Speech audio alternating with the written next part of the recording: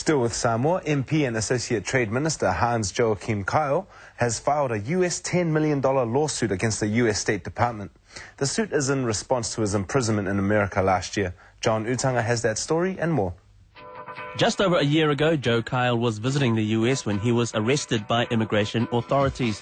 They accused him of being an illegal alien and jailed him for a week, much to the anger of his family and the Samoa government. Months later, the charges against him were thrown out of court and he was free to return to Samoa. Now he's suing for alleged wrongful arrest and detention. He says it's not about the money. The money is there, but it's more of a moral obligation to right the wrong that happened. In Tonga, the final report from the Constitutional and Electoral Commission was released this week.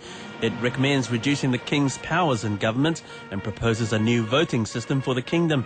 The proposed system would see the King stripped of his powers to select and be part of the government's executive. He won't be able to select a Prime Minister and other positions on his own. In parliaments, the people's representatives would increase from 9 to 17 MPs, while the nobles are still able to elect 9 members. The report also recommends future elections to be held under the single transferable vote system. And finally, a national memorial dedicated to those who died in last month's tsunami was held in Auckland on Sunday.